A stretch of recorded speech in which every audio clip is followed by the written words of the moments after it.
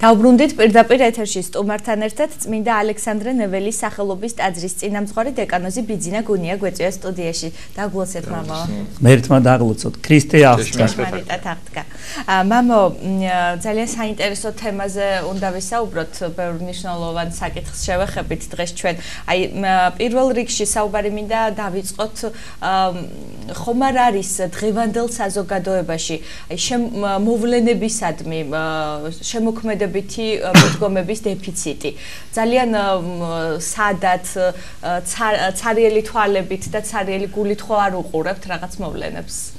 დიახ, ძალიან საინტერესო თემაა. საკითხისადმი შემოქმედებითი მიდგომა. დიახაც ალბათ საზოგადოებაში ამის დიდი დეფიციტია. როცა რაიმე პრობლემის წინაშე ვდგევართ, ყოველთვის ასეთი განწყობა გვაქვს, რომ ჩვენ რაღაცას ვითხოვთ, ეს გვინდა. ჩვენ ამის უფლება გვაქვს.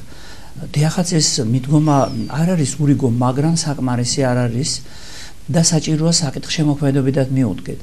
ჩვენ რას ვაკეთებთ, ჩვენ რა უნდა გავაკეთოთ? მე მახსოვს სრულიად საქართველოს კათოლიკოს პატრიარქის ილია მეურის ერთ-ერთი ქადაგებიდან საოცარი სიტყვები, რომ ამერიკის ერთ-ერთი პრეზიდენტი თავის საარჩევნო სიტყვაში, უბრალოდ სანამ ის პრეზიდენტი გახდებოდა, მიმართავდა ამერიკელ ხალხს, რომ იმაზე კი არ იფიქროთ, თქვენ რა უნდა მიიღოთ ამერიკისაგან, არამედ თქვენ რა შეძენთ მას. შემოქმედებითი მიდგომა. მოდით ეს საკითხი ჩავაღრმავოთ და შევხედოთ ქრისტიანული ანთროპოლოგიის თვალსაზრისით. ადამიანი არ არის მარტო ხორცი, იგი სულისა და ხორცის ერთობაა. და მნიშვნელოვანია იმის გაცნობიერება, რომ ადამიანი ღვთის ხატად არის შექმნილი და მსგავსებას უნდა მიაღწიოს. საყოველთაოდ არის ცნობილი, რომ ღმერთი არის შემოქმედი და ეს შემოქმედების უნარი უნდა გამოავლინოს ადამიანმაც. და თუ ის შემოქმედებითად არ ცხოვრობს, არ იღწვის, მაშინ ის მსგავსებას ვერ მიაღწევს, დაბრკოლდება ამ გზაზე. ჩვენ ვიცით, რომ ღვთის ხატება არის მოცემულობა და მსგავსება არის მისაღწევი. სწორედ აქ უნდა ვებაძეთ უფალს და შემოქმედებითად მიუდგეთ ამა თუ იმ პრობლემას. ხანდახან ისეთი განცდაც კი მრჩება, რომ ქვეყანაში რაიმე უარყოფითი მოვლენა რო არ მომხდარიყო და ეს ცხოვრების თამდევია. ხოლმე კონკრეტიკას არ შევეხები და ზოგიერთ ტელევიზია და ზოგიერთ წამყვანს არც რამე ექნებოდა სათქმელი და იწყება განუწყვეტელი დამოძღვრა ჭალებში დამოძღვრა ადამიანებს როგორ უნდა მოქცეულიყო აქ ესე იგი ის არის უქმეტყველებით ფუჭმეტყველებით რაღაც ქირქილის ენაც და არანაირი შემოქმედება რომ ესე იგი რა იქნება როგორ საინტერესო იქნებოდა რომ კი არ შევყურებდეთ ვინმეს ხელებში არამედ ჩვენ თვითონ რას ვაკეთებთ რა უნდა გავაკეთოთ რა ენერგია ამისთვის საჭირო როგორ უნდა მოვიქცეთ და უფრო სახალისო იქნება ცხოვრებაც. ფიქრობ ამის მიზეზი მრავალია, უპირველეს ყოვლისა არასწორი გაგება ცხოვრების საზრისისა. მე ხშირად გაოცებული ვრჩები, როდესაც ქვეყნისთვის საჭიროებო საკითხები წყდება, იქ არ ფიგურირებს საერთოდ უფალი. ადამიანი თავის თავს არის მინდობილი და შთაბეჭდილება რჩება, რომ იგი თვითკმარია.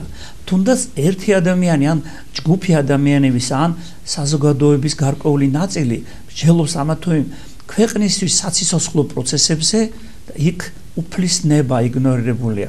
იქ ღვთის განგებულება, ადამიანთა ცხონების საკითხი, უფრო მეცად ვთქვი, საღვთო ამშენებლობა თითოეული ადამიანის ცხონებისა საერთოდ იგნორირებულია. რა თქმა უნდა, ბევრს გაუჩნდება პოლემიკის სურვილი ჩემი სიტყვების შემდეგ, მაგრამ ვიტყვი აუცილებელს, რომ საზოგადოებაში მინალდან საერთოდ გაქრა ცნება ცოდვისა. ცოდვა თითქოს არ არსებობს. ამაზე არ არის გზის უთითებს მისი უწმინდესობა თავის ეპისტოლეებში და იგი ამბობს, რომ ხშირ შემთხვევაში უზნეო საქციელი კარგ ტონათაც კი ითვლება, მაგრამ სად არის აქ ცოდვის განცდა? საზოგადოების გარკვეული ნაწილი იმ დონეზეც კი მივიდა, ისეთი უდიდესი დღესასწაულები, როგორც არის მაგალითად მაცხოვრის შობა, არის გაუბრალოებული და კი არ ფიქრდებიან, რომ მაცხოვარი იმიტომ განკაცდა, იმიტომ მოევლინა ამ ქვეყანაზე, ჩვენც იმიტომაც აღნიშნავთ მაცხოვრის შობის დღესასწაულს, რომ იგი ადამიანის მიერ ჩადენილ ცოდვასთან არის დაკავშირებული, ცოდვის წარხოცასთან არის დაკავშირებული და შობის დღესასწაული წარმოუდგენიათ ესე იგი შოპინგების, კარნავალების, ურთიერთსადმის, საჩუქრების და რაღაც კეთილდღეობის სურვილების დღედ. რა თქმა უნდა ეს გარეგნულად ესე უნდა ჩაძრა სიღრმისეულად ჩვენ თუ არ გვესმის, შობა იქნება თუ აღდგომა, თუ რა სხვა უდიდესი დღესასწაული ადამიანის ცოდვით მდგომარეობასთან არის დაკავშირებული, მაშინ ეს ყველაფერი ფუჭი ყოფილა, მაშინ ჩვენ ზუსტად არ გვესმის რა არის ადამიანის ცხოვრების აზრისი. იგივეა ღირსების საკითხი. ესე იგი საერთოდ წაიშალა, ესე იგი არ საუბრობენ ღირსებაზე, აბა დავაკვირდეთ გადაცემებს, სადმე ათქმულა, რომ ეს ღირსეული საქციელია, ეს კი მიუღებელია. იმ წუთში კანონს აგვაფარებენ თვალწინ. მე კი არ ვამბობ, რომ კანონები ჩვენ არ გვჭირდება, მაგრამ განა ვაჟა-ფშაველა კანონებზე წერდა, ან აკაკი წერეთელი, ან შოთა რუსთაველი, ყველაფერს თავისი ადგილი აქვს და ჩვენ არ უნდა დაგვაიწყდეს ზნეობრივი ცხოვრება, არ უნდა დაგვაიწყდეს თუ ვინ ვართ ჩვენ, ერთგან წერია წმინდა წერილში კაცი პატივსაშინა იყო, არა გულისხმახო, ბაძვი და პირუთხთა უგუნურთა და მიემსგავსა მათ. ნუ თუ ყველაფერი შეიძლება ის რაც მე მსურს, ეს არის თავისუფლება. ნუ თუ ყველაფრის უფლება მაქვს. სწორედ ასეთი დამოკიდებულების ფონზე ადგილი აღარ რჩება შემოქმედებითი მიდგომისათვის. ასეთი დამოკიდებულების ფონზე აღარ რჩება რაიმე ინიციატივისათვის. მე გავიხსენებ დაახლოებით 1 წლის წინ უფრო ადრეც მის მოუწმინდესობამ წმინდა სამების საკათედრო ტაძრის ამბიონიდან მიმართა ახალგაზრდებს და საზოგადოებას ილოცეთ და აკვირდით საიდან დაიწყო ილოცეთ, იფიქრეთ, 7 იდეები და იშრომეთ და ჩვენ საწყის ვართ მოკლებული, ჩვენ არ ვლოცულობთ. მაგალითად ადამიანი გამოვიდა დილას რაღაც საქმეზე სახლიდან და არც პირჯვარი გადაიწერა და მამაუჩვენოს კი არ თუ აღარ ლაპარაკობ დილის ლოცვებზე, ან ძილის წინ არ მივიდა ხატების კუთხეში და უფალს არ შეავედრა გამვლელი დღე და მშვიდობიანი ღამე არ ითხოვა. ანუ კავშირი გაწყვეტილია უფალთან და შესაბამისად ამისა შემოქმედებაც დაიწყრიდა. ადამიანებს შემოქმედების უნარი აღარ აქვთ. ეს გამოსწორებადია. რაში ჩანს ეს იცით? მისი უწმინდესობა სააღდგომო ეპისტოლეში წლევანდელ აღდგომას გულისხმობ, საინტერესო საკითხი შეეხო, იგი ბრძანებს შეიძლება ითქვას, რომ დღეს ჩვენი მოსახლეობის დიდი ნაწილი შრომას გადაეცვია, არა და შრომა აუცილებელია როგორც ფიზიკური, ისე გონებრივი და სულიერი განვითარებისათვის. და შრომას გადავეჩვიეთ, იმიტომ რომ შემოქმედებითი მიდგომა არ მაქვს. ეს ნიშნავს რა, რომ მე დავისახე გარკვეული გეგმა, მაქვს ის იმედი ავიღე კურთხევა და ვაკეთებ. რა თქმა უნდა ეს ყველაფერი კანონის ფარგლებში უნდა იყოს და არა ის რომ შეიძლება დღე-დაღამე გავაათენო ხელგამოწვდილი ამა თუ იმ ინსტანციის წინაშე და ველოდებოდე ვირას გადამომიგდებს და რას გამომიყობს. მე არ ვამბობ რომ ეს არ უნდა იყოს, ასმა უნდა ადამიანებს გარკვეული შემწევება ჭირდებათ განსაკუთრებით, რომლებიც მიუსაფარნე არიან ამ ჯანმრთელობა ძალზე დაზიანებულია, მაგრამ მე ვამბობ იმ უდიდეს ნაწილზე, რომელთაც შეუძლიათ რაიმეს კეთება. ჩვენ ხშირად შევყურებთ სახელმწიფოს და ვფიქრობთ, რას მოვსვემს ის. დიახაც უნდა შევყურებდეთ, ესეც უნდა იყოს, მაგრამ მე რა მეშლის ხელს თუ სოფელში მაგ ნაკვეთი დავამუშაო, გავაკეთო რაიმე. შემოქმედებითი მიდგომა საქმისადმი მაინც და მაინც ფულის მოგებას არ უნდა დავუკავშიროთ. ეს არასწორი მიდგომა იქნება. რა თქმა უნდა, საარსებო მინიმუმი საჭირო და ფული ჭირდება ადამიანს, მაგრამ ფული არ უნდა იყოს ამოსავალი წერტილი და მე ვფიქრობ, არც სახელმწიფოსათვის არ უნდა იყოს ამოსავალი წერტილი, ესე იგი მაინც და მაინც დიდ მოგებაზე საუბარი, არამედ ხალხის კეთილდღეობაზე. მე დარწმუნებული ვარ, რომ შრომელი კაცი უფრო ბედნიერია, ვიდრე ზანტი და ზარმაცი. ნამდვილად ესეა. და მამო კიდევ ერთი აი მეტად ისეთი შესანიშნია, იმიტომ რომ თუცა გადაცემები საუბრობდით. აი მე არ მახსენდება თუ არის ეს და არ ვერ დავაფიქსირებ, ბოდი შევხვდი, მაგრამ დავუშვით არის პოლემიკა, არის დიალოგი, არის დებატები, როგორც უნდა შეა. მე არ მახსოვს ვინმე თქვას რომ მე ვარ ამაში მტყუანი. ყველა მართალია და თუ ყველა მართალია, მაშინ რატომ ამდენი პრობლემა? ყველა ეძახის რომ მართალია. მე ერთი არ მახსენდება, რაღაცა აღიარა რომ რაღაც შევწდიან, რაღაცა შემეშალა, ხო? დიახ. ესეც საკითხი შემოქმედებით მიდგომასთან არის. როდესაც ჩვენ ვლაპარაკობთ შემოქმედებით მიდგომას, აქ რეალობის ადეკვატურ აღქმასთან გვაქვს საქმე. ხშირად ჩვენ გვსმენია ასეთი ფრაზები, რომ ყველას თავისი სიმართლე აქვს, ყველას თავისი ჭეშმარიტება აქვს, მაგრამ მე ამას ვერ დავეთანხმები, თუნდაც აი რომელთა მიმართ ეპისტოლეს მოვიხმობ, რამე თუ გამოჩინება დარს რიცხვი ღმრთისაი, ზეცით ყოველსა ზედა უღმრთოებასა და სიცრუესა კასტასა, რომელთა ჭეშმარიტებაი სიცრუვით აქ უნდა. ეს იმას ნიშნავს სწორედ რომ ადამიანს ზოგს რომ გონია რომ ჭეშმარიტებას მიანიშნებს გამოდის რომ ის ცოდვასთან არის წილნაყარი და ყველას თავის ჭეშმარიტება არ შეიძლება ქონდა ჭეშმარიტება საერთოდ ერთია. ხშირად ადამიანებს რთული მოსასმენია რასაც ვიტყვი უყურთ ხოლმე როგორ ესე იგი მხოლოდ ერთია ჭეშმარიტების გზა და განა ეს გასაკვირვია, თუ შეიძლება იყოს წარმომადგენელი პიროვნება, რომელიც მისდევდეს დაუშვათ 10 კონფესიას ერთდროულად და იგი ჭეშმარიტების გზაზე იდგეს. ეს ხო არასწორია, ზოგადად ეკუმენიზმის მიმართ უარყოფით ეკუმენიზმი გულისხმობ იმ ცნებას, რომ თითქოს და ყველა გზა უფლისაკენ მიმავალი ის არც არის გზა, ადამიანს აცხონებს, რა თქმა უნდა ეს ისე არ არის. ამას ამ თემას ეხლა დღეს არ შევეხევით, მაგრამ აი შემოქმედებით და თუ მიუდგებით, ადამიანი აუცილებლად მიხვდება თუ რა არის ჭეშმარიტება. აუცილებლად იგი პირჯვარს გამოისახავს. აბა გავიხსენოთ წარსული, ჩვენი უახლოესი წარსული, თუნდაც 100 წლის წინანდელი, როგორ გამოდიოდა გლეხის სამუშაოზე. ამას ჩვენ თვითონ ლოცვები გვაჩვენებს. აბა ძალიან ბევრმა ადამიანმა ჩაიხედოს თავის გულში და თქვას, რომ პირველ ღვინოს რო დააყენებს და რო დაწურავს, აკურთხებინებს ღმერთს თუ არა? ვიტყვით რომ არა. ვენახს რო ჩაყრის ადამიანი, აკურთხებინებს თუ არა ვენახს, ან იკურთხება თუ რა ყანები, ისმის კითხვა რატომ? ასე ხო იქცეოდა ჩვენი წინაპარი. სახლის საფუძველი ჩაიდგა, იკურთხება თუ არა იგი, ან სახლი რო დასრულდება, აკურთხებენ თუ არა. შემოქმედებითი მიდგომა გულისხმობს ადამიანის ერთობას უფალთან და ამ ერთობის ცხოვრებაში გადმოტანას, ლოცვით ერთობას. ეს მარტო ის არ არის, გასაგებია, ძალიან კარგია თუ ადამიანი პირჯვარს გამოიწერს, მაგრამ და ლოცულობ თუ არა ჭამის დაწყების, საზდერის მიღების ან საზდერის დასრულების შემდეგ. და ყოველივე ეს ადამიანს აძაბუნებს თუ ამას არ აკეთებს იგი. თუ ლოცვით ერთობა არ აქვს უფალთან და ლოცვით ერთობა არ აქვს მოყვასთან, მას ამის შესაბამისად არ ცხოვრების აზრისი ესმის. ხშირად ფიქრობ ხოლმე, რომ რა აუჩევიათ ადამიანებს ათვლის წერტილად ამა თუ იმ პრობლემის გადაწყვეტისას. დაუშვათ კეთილდღეობა და სოციალური წარმატება და დაუშვათ კონდეს კარგი განათლება.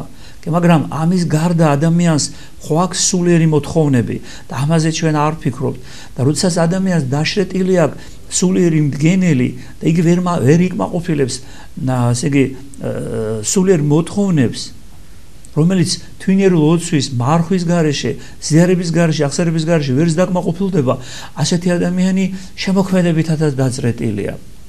არავის ეგონოს თუ რაიმე ხრიქს მოიგონებს, ეს შემოქმედებითი მიდგომა. დაუშვათ ვინმე სურს რაიმე ჩაიფიქროს ხრიკი, რის მეშვეობითაც რაღაც არასწორი გზებით მიითვისოს გარკვეული ქონება. ეს არ არის შემოქმედებითი, ეს არის მზაკვრობა. შემოქმედებითი გულისხმობს, როდესაც სიკეთე მოყვება შენს ქმედებას ღმერთის თვალში და ღვთის წინაშე იქნები მართალი და ეს სიკეთე გამოგადგება რა თქმა უნდა შენ და შენი მეშვეობით ამ სიკეთეს უწილადებ, შენ ასევე უწილადებ და სხვასაც ვისაც ეს სჭირდება. რა თქმა უნდა გზომიერების ესე იგი დაცვა არის საჭირო. არ ნიშნავს რომ ადამიანს ერთი მაცივარი აქვს, ის სჭირდება სახში შვილები ყავს და ხა ეს მაცივარი იმის გააჩუქა, მაგრამ როცა მაცივარი გამოვსებულია და მათხოვარი მოგადგება, შეიძლება იქიდან რაღაც გამოიღოს საკვები და მიაწოდო. ასე რომ ძალზე მნიშვნელოვანია, როცა ჩვენ საუბრობთ უფლებებზე, უნდა ვისაუბროთ რა მოვალეობები. მე ვიქნები ძალიან ბედნიერი თუ რაღაც გადაცემები იქნება განსაკუთრებით საერო ტელევიზიებში, რომ ვისაუბროთ არა მარტო უფლებებზე, არამედ ჩვენს პასუხისმგებლობაზე. აი ეს იყოს აქცენტი. რა პასუხისმგებლობა გვაქვს ჩვენ თუნდაც საზოგადოების წინაშე, რა მოვალეობები გვაქვს ჩვენ, რას უნდა აკეთებდეს ერი, საზოგადოება და თითოეული პიროვნება და თუ ჩვენ ასე დავიწყებთ ფიქრს და მივყვებით ჩვენი უწმინდესი და უნეტარესი სრულიად საქართველოს კათოლიკოს პატრიარქის რჩევებს, მათ შორის ის რაც მე ვთქვი, ილოცეთ, იფიქრეთ, შვით იდეები და იშრომეთ. მაშინ მდგომარეობა საგრძნობლად გამოსწორდება. ეს არ ნიშნავს იმას, რომ სახელმწიფო და მოქალაქე ცალკე უნდა იდგეს, ერთობლივად უნდა იდგეს, მაგრამ არც ის იქნება მოსაწონი, რომ მოქალაქე ხელგაზრდილი ელოდებოდეს სახელმწიფოს, ის ერთ გროშს როდეს ჩაუდებს. ასეთი სახელმწიფო ძლიერი ვერც ვერ იქნება, იმიტომ რომ სახელმწიფო დგას მოქალაქეებზე მათ ერთობაზე, რა თქმა უნდა სახელმწიფო კანონებით კეთილი ესე იგი ნაბიჯებით ხელი უნდა შეუწყოს ამას, მაგრამ უნდა ვიცოდეთ, ყველაზე მთავარი არის პიროვნება და თუ შემოქმედებითად მიუდგა ამათვე საკითხს, ძალიან ბევრ ამას დადებითად გადაწყვეტს, შეიძლება თანამოაზრეების გაიჩინოს და უფრო უკეთეს შედეგს მივიღებთ. ძალიან ღლის ადამიანებს უარყოფითი ფონი, რომელიც ხშირად არის ტელევიზიებში, ყოველთვის გვესმის უარყოფითი. ყოველთვის გრესმის, ასე იგი, რაღაც არაპოზიტიური. ენა პოზიტიურზე ვისაუბროთ ძალიან ხშირად, აი ვაუწყოთ საზოგადოებას, არა ის რომ ასე იგი იქ ბავშვი გარდაიცვალა შიმშილით. ეს შესაძლებელია ჩვენ ვაუწყოთ, მაგრამ 10-ჯერ მეტი უნდა ვაუწყოთ იმის შესახებ, რომ აი 5 წელია ოჯახის შვილს ელოდებოდა და აი პირველი ვაჟი შეეძინა. მივიდეთ და იმათი სიხარული გაიზიაროს ყველას. აი დავუშვათ მეხუთე შვილი შეეძინათ. თუნდაც მესამე შეეძინა და როგორ ხარიათ რომ უწმინდესი ჩვენი პატრიარქი იქნება ნათლული, როგორი სამზადისი აქვს, გკითხოთ, აბა რას განიცდით თქვენ? მე ვკითხოთ ამ ოჯახებს, აი თქვენ ყავთ მესამე შვილი, არის პატრიარქის ნათლული და როგორ ზდით ბავშვს, როგორი სიხარული გაქვთ? აბა რაიმე ხوار ხეხომ არ დარგით? პატრიარქმა მოგვიწოდა, ანუ ძალიან ბევრი პოზიტივი შეიძლება შემოვიტანო და ადამიანი რომ დაწვება ასეთი პოზიტიური განცდებისგან დილას რო გაიღვიძეს მეტი შემოქმედებითი ენერგია ექნება და არა ის დადრგუნული იმისაგან რომ აგერ ლარის კურსი იკლებს, აგერ ეს ხდება და ეს არ მოხდარიყო, სვავ კითხვას რომ ტელევიზიები რაზე ისაუბრებდნენ, ერთი მაინტერესებს. ისე რომ შემოქმედებ, მე კი არ ვსაუბრობ, ტელევიზია აუცილებელია და ბევრი ძალიან კარგი გადაცემა არის, ძალიან კარგი წამყვანია, მაგრამ ჩვენ ხო გვინდა რომ საზოგადოება უფრო უკეთესი იყოს. ნუ თუ ჩვენი ტელევიზია ისეთი უნდა იყოს, როგორც დავუშვათ მეორე მსოფლიო ომის დამთავრების შემდეგ იყო. ცოტა უფრო წინ უნდა წავიწიოთ. ბოლო შავ-თეთრი ტელევიზორები აღარ ვგო და ფერაძე გადავედით და ეხლა უფრო გაუმჯობესდა ხარისხი. ეს ხარისხი, რა თქმა უნდა, ტელევიზიას ეხება და ეს არის ჩვენი სურვილი. ასე რომ ძალიან კარგი იქნება თუ არაერთი სატელევიზიო არხიც და ტელეწამყვანიც შემოქმედებითად მიუდგება იმას და არა ესე იგი ხშირად არის ხოლმე რომ მოიწვევენ ორი ბანაკის წარმომადგენლებს და ლამისა ვატერლოოს ბრძოლა გაიმართოს აქ და არის შეხლა შემოხლა მასების და ყველაზე მნიშვნელოვანი ისიც სადაც არის შოუ, იქ არ შეიძლება იყოს შემოქმედება. შოუ რა არის? ისეთ გასართობი ასე იგი ხელოვნური რაღაცა ემოციებით სანახაობა და იქ საკითხები არ წყდება. მოდით შევკრიბოთ ისეთი ოჯახები, ისე ვამბობ, სადაც დავუშვათ, ვისაც 3 შვილი ყავს, მრავალშვილიანი დედები მოვიყვანოთ და მარტო პრობლემებზე კი არ ვისაუბროთ. აბა რა შეიძლება შევთავაზოთ? შეუძლია თუ არა რაიმე ხელსაქმე შეისწავლონ, შეუძლია თუ არა რაიმე პროფესია, დღეს პროფესიული ტექნიკური სასწავლებელი მოიკუჭლებენ, მაგრამ ძალიან ბევრი გამოცდილი პიროვნება იქნება შვილი შეგირდათ, მივაბაროთ, იქნება ვკითხოთ, დაუშვათ ეკლესიაში მივიდე და მოზღვარს ვკითხოთ, როგორ მოვიქცე მამაო, რა გავაკეთო, რომ ჩემი შრომით შევინახო ოჯახი. დღეს არის დასაქმების დიდი დეფიციტი, მაგრამ ოჯახი და გონიერი ადამიანი ბევრ ამას მოიფიქრებს ისეთ საკითხებს, რომელიც მასაც წაადგება მის ოჯახსაც და სხვასაც. უგრმეს მადლობა ბიძინა, შეგახსენებთ გვესაუბრებოდა წმინდა ალექსანდრე ნეველის სახელობის ტაძრის წინამძღვარი დეკანოზი ბიძინა.